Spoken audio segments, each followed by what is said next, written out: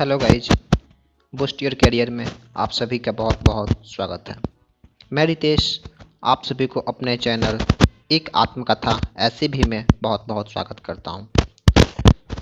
आज हम लोग जिस टॉपिक पे बात करेंगे, बेसिकली ये हर स्टूडेंट के साथ होता है, हर यूथ के साथ होता है, कभी ना कभी ज़रूर होता है। आखिर ये ऐसा टॉपिक क्या है, ये इस पे हम जो भी बात करने वाले ये इतना इम्पोर्टेंट क्यों है? क्योंकि अगर आप कॉलेज में हो, स्कूल में हो या कहीं जॉब कर रहे हो, तो वहाँ एक लीडर होता है, एक सीनियर होता है, उसके अंडर में कई सारे जूनियर होते हैं। उन जूनियर में एक तो होता है सबसे बड़ा पावरफुल और एक होता है सबसे ज़्यादा वीक, जिसके सभी ले रहे होते हैं, जो अपने आप को अकेला महसूस कर रहा होता है, जिसकी शोषण की जाती है। तो बेसिकली हम आज शोषण के ऊपर ही बात करेंगे, क्योंकि ये हर एक 100 में से हर एक कोई कभी ना कभी जरूर फेस करता है, चाहे वो स्कूल में, कॉलेज में, जॉब लाइफ में, स्टूडेंट लाइफ में, कॉलेज लाइफ में, हर एक कोई कभी ना कभी जरूर इसे फेस करता है। तो ऐसे ही आखिर हमें इस टॉपिक पे बात करने का आइडिया कहाँ से आया, आखिर हमने इस टॉपिक को क्यों चुना बात करने के लिए आप सभी के साथ। ओके, बेसिकली हुआ ये कि मैं कल ऐसे ही अपने सिस्टम के साथ बैठकर कल शाम में कुछ वर्क कर रहे थे। तब तक हम जिस हॉस्टल में रहते हैं उसके एक मित्र ने हमसे मिलने आए और उसने बताया कि हमारे साथ ये कांड हो चुकी है और इस लड़के ने हमसे ये चीज़ों का डिमांड किया है इसके बदले में। मैंने बोला okay, then what do you want me, तुम हमसे क्या चाहते हो भाई? तुम्हारा मैटर, तुमसे उसने डिमांड किया तो भाई तुम दोनों सॉर्ट आउट करो ना, हमसे क्या चाहते हो?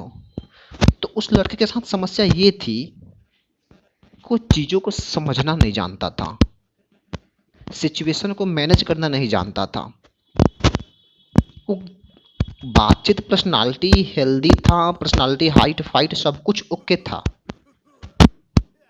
बट वो सोशलाइज नहीं था।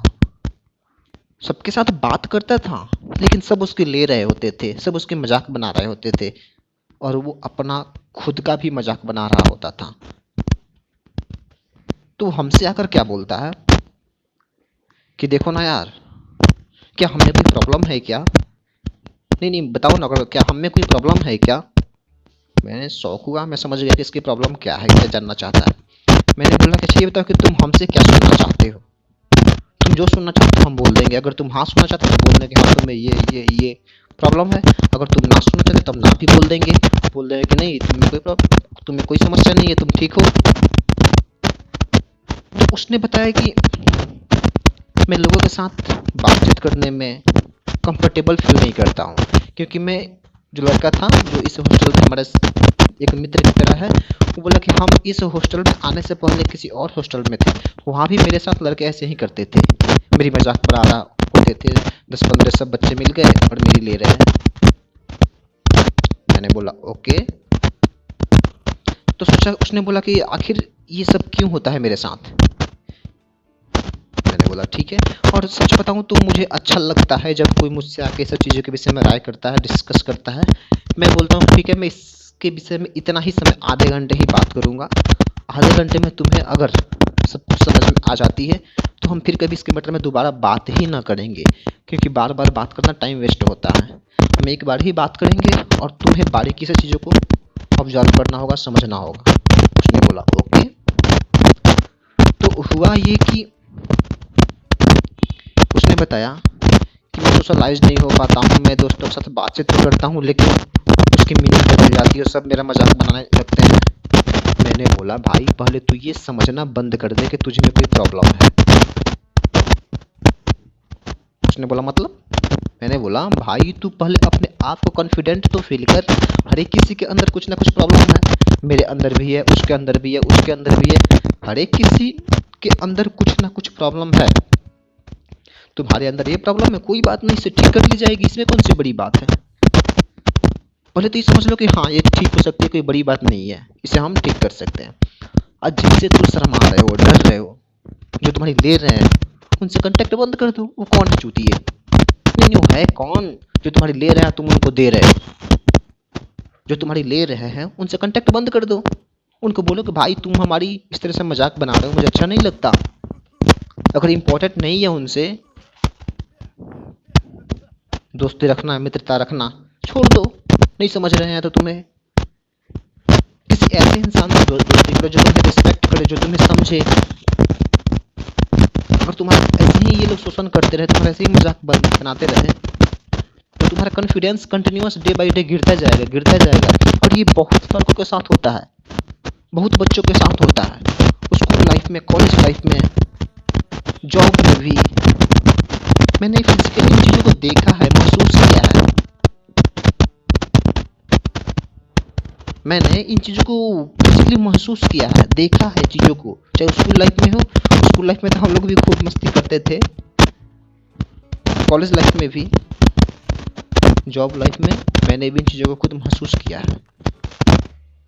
तो शोषण करते वक्त जो कर रहे होते वो तो बहुत मस्ती कर रहे होते हैं, जिसकी हो रही होती है वो समझता है इसकी फीलिंग क्या होती है। तो इसने मेरे से आकर जो डिस्कस किया, ये पॉइंट है, ये लाइफ का एक पार्ट है। इसे ये नहीं कि यही सब कुछ है, इससे हम डर जाएं, फिर हम हॉस्टल में रहना ही छोड़ दें, हॉस्टल चेंज कर दें, या स्कूल में है तो स्कूल ही छोड़ दें, स्कूल चेंज कर दें। ये सोल्यूशन नहीं है। अगर आपके साथ या आपके मित्र के साथ ऐसा हो रहा है तो आप उनकी मदद कीजिए, या अगर आपके साथ हो रहा है तो आप खुद की हेल्प कीजिए और चीज़ों को समझिए कि हाँ, अगर ये ऐसा हो रहा है तो यहाँ भी लड़के हैं, जहाँ हम जाएंगे वहाँ भी लड़के होंगे। यहाँ हो रहा है तो वहाँ क्यों नहीं होगा, वहाँ क्या नहीं होगा? लड़के यहाँ भी है, लड़के वहाँ भी है, टीचर यहाँ भी है, टीचर वहाँ भी है, स्कूल यहाँ भी है, स्कूल वहाँ भी है। तो फिर डिफरेंस क्या हुआ? अलग कैसे? हमने क्या किया? हमने अलग क्या किया? हमने सीखा क्या? हमने इन चीज़ों को बदलने के लिए क्या किया? कुछ नहीं, सिर्फ एक जगह बदले। तो जगह बदलने से सिचुएशन नहीं बदलती ना दोस्त, जगह बदलने से सिचुएशन नहीं बदलती है। बदलना होगा तो अपना सोचने का तरीका, अपना बात करने का तरीका, खुद में बदलाव करना होगा। अगर हम खुद में बदलाव कर लिए तो बाकी चीज़ तो खुद ब खुद बदल जाएगी। सिमिलरली वैसे ही है, जैसे कि हम जो बोलेंगे उसका रिएक्शन आएगा, एक्शन रिएक्शन का। तो बदलाव करना है तो खुद के अंदर बदलाव करें, बाकी चीज़ खुद ब खुद बदल जाएगी। उसने बोला कि दोस्त देखो, एक्चुअली ये सब प्रॉब्लम यहाँ से शुरू होती है कि वो लोग मुझे बदतमीजी से बात करना शुरू कर देते हैं। तो हमने बोला ठीक है, जब तुमसे वो लोग बदतमीजी से बात करना शुरू करते तो तुम क्या करते हो? मैंने उससे सवाल किया। तो उसने मेरे को रिप्लाई किया कि जब वो लोग मेरे से बदतमीजी करना शुरू करते हैं तो मैं भी उनसे बदतमीजी करता हूँ। वो गाली देंगे, मैं भी गाली दूंगा। ठीक है, फिर उसके बाद तो गाली से बात बढ़ के हाथापाई पे आती है, फिर मैं भी हाथापाई करने लगता हूँ। तो ठीक, उसके बाद तो बोला कि इसके बाद कुछ सामान टूटेगा फूटेगा, फिर वो लोग मेरे ऊपर चढ़ जाएंगे पैसे के लिए कि भाई तू पैसा दे।